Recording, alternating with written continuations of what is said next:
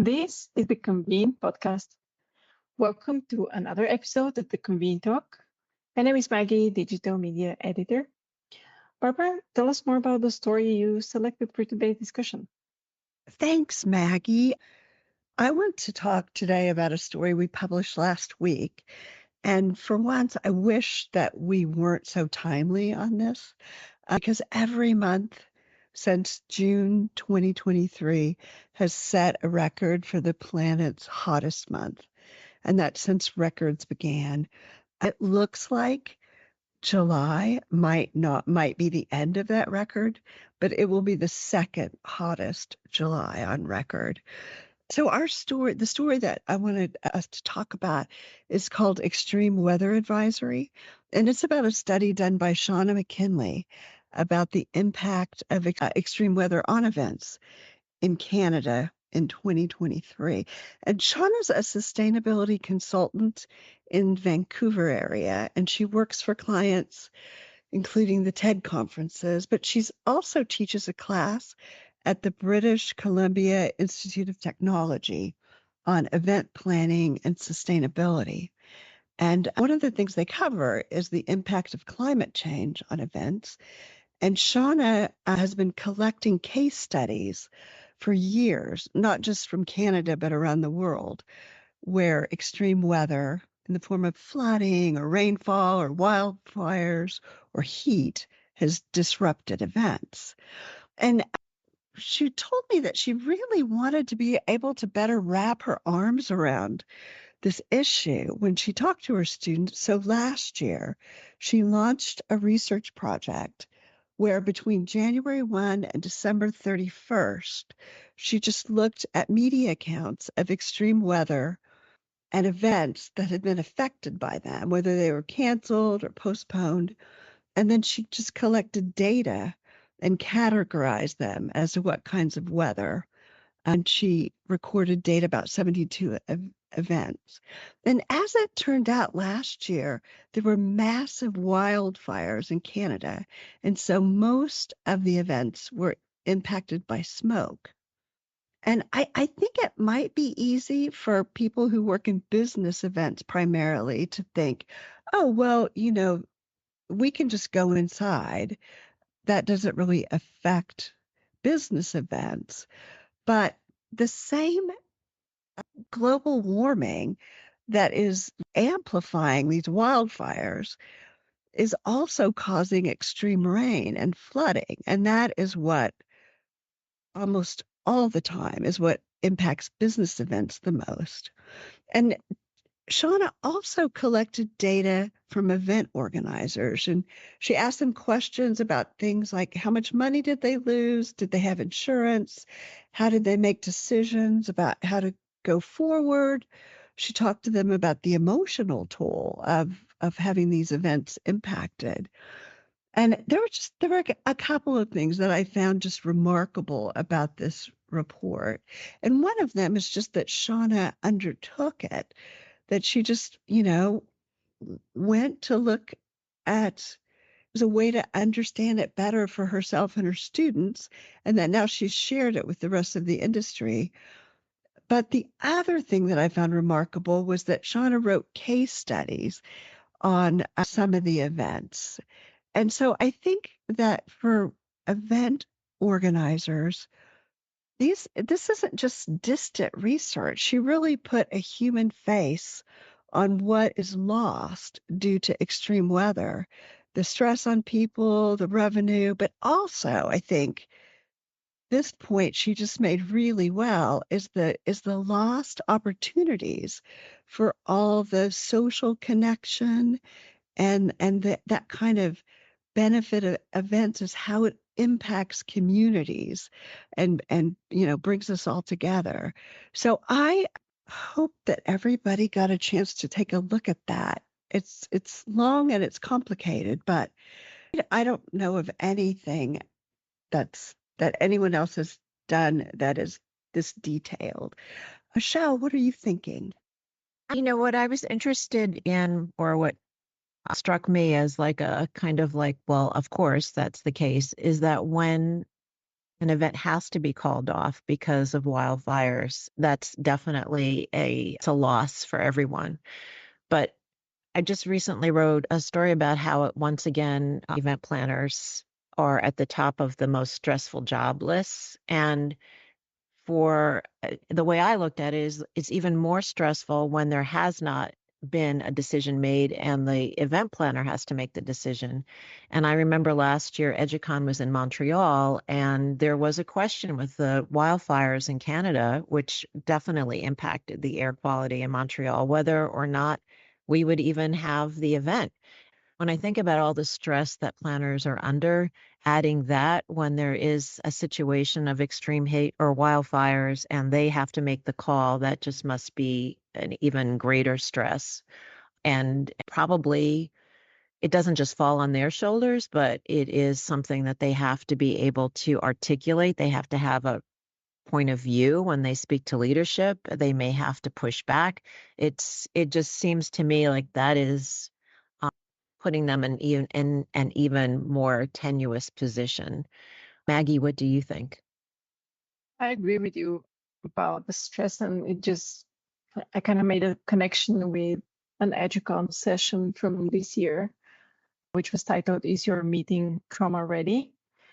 And it connects because there was a point that was made by the presenter, Tess Bismail, who said that we're moving from planners to respondents. And of course, one of the many cases that were, or examples that were given in her session were actually, they had to do something with, heat and extreme weather and how event planners responded to such situations, how they should be prepared to act and all that. So that was my connection of really becoming more, and of course the added pressure to planners. So adding another layer of preparedness. And something else that struck me from that session was when you create those plans, because you always have to have, in case of emergency, she asked if planners share that with those that are responsible in the location. And she herself admitted that the first time she got this question, she said no, even though it becomes an obvious point once somebody makes it. So yeah, it's difficult. And also I was thinking of the heavy rain during the Olympics opening that we saw. And I was thinking, oh my God, did they plan for the surfaces those dancers were on not to be slippery in case of rain? And those people that were running on roofs, how could they make that safe for those performers? So yeah, just another layer of planning for event people. Yeah. In Canada, there is starting to be kind of a network where people are sharing their strategies and their decision making because, it's easy not easy, but when there's a flood, when you can't leave the airport, when you're grounded, when there's travel bans, that's one thing. But smoke is a different thing. And Shauna said the things that were most stressful were not the people who understood that their event had exceeded safety levels.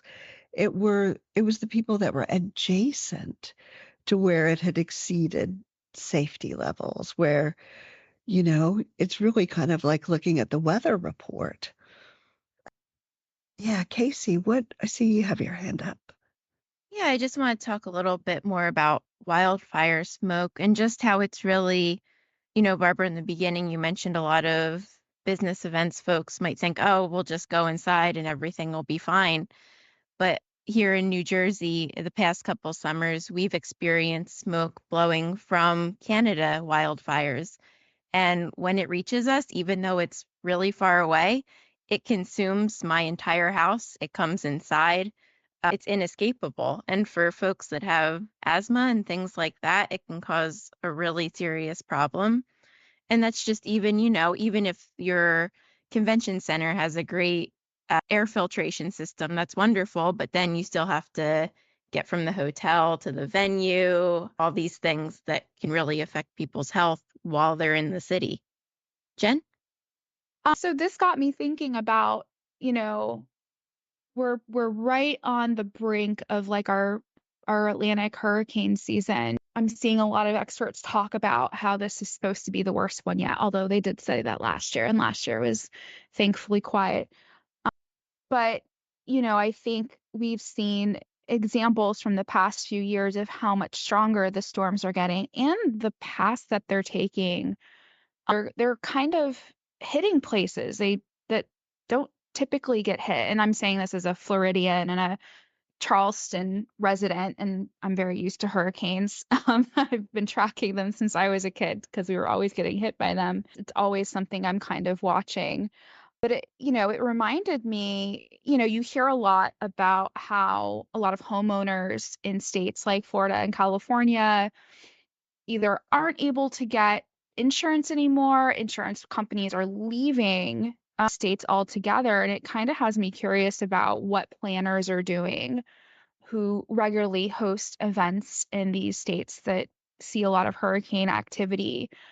And if I'm curious to know, like, are they having a harder time getting insurance coverage? I'll give an example. I know that Visit Florida offers a cover your event insurance that's pretty great. They'll reimburse you if there's a named storm and you have to cancel your event. But I'm not so sure about other states and maybe in places that don't typically get hit. I'm curious to know, are planners kind of watching, a little more closely this year? And it seems to be getting a lot worse. So I have some fear for this year, but it seems to be all connected. Barbara. I'm remembering just talking to Shauna about insurance for these events and insurance against wildfire smoke cancellation. And only one out of 16 event organizers had insurance that covered losses. And that is because they that they couldn't get it in most cases. And if it was available, the the it just was cost prohibitive. Like they just couldn't afford it.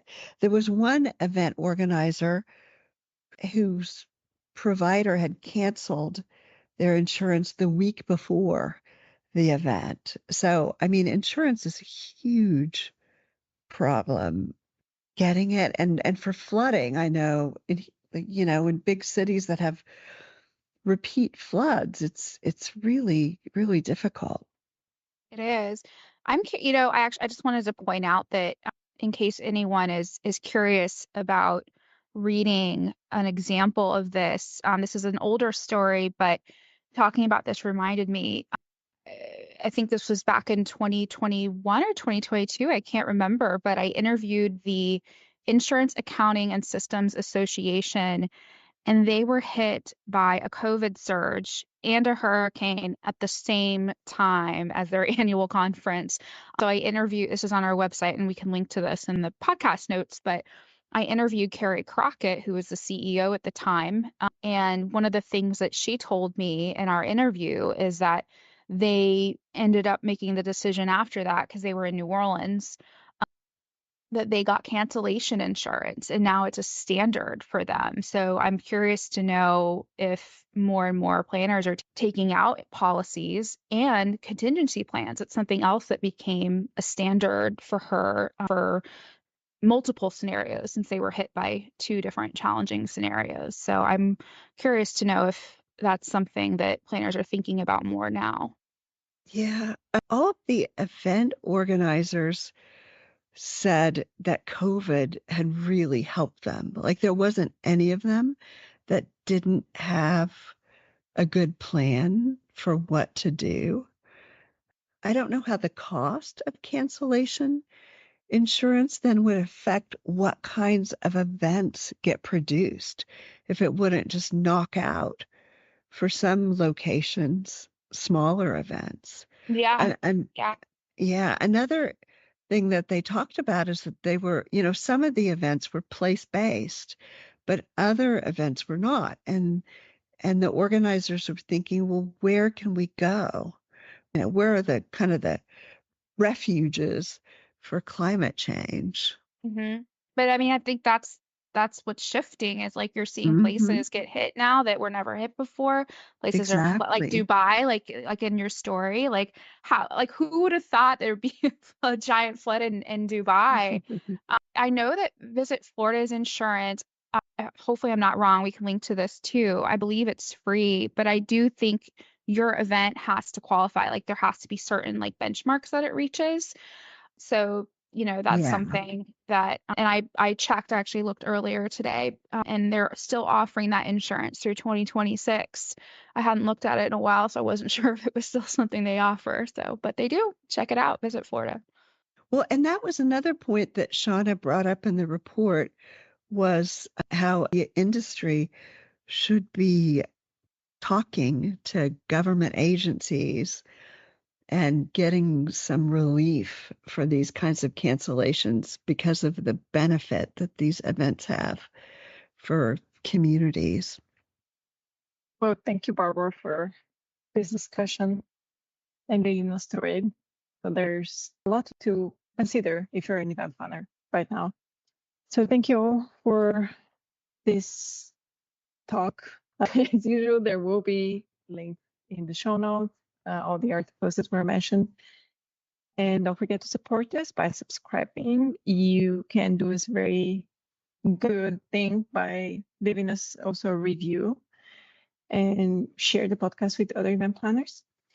And also, if you want us to address specific topics, don't hesitate to reach out.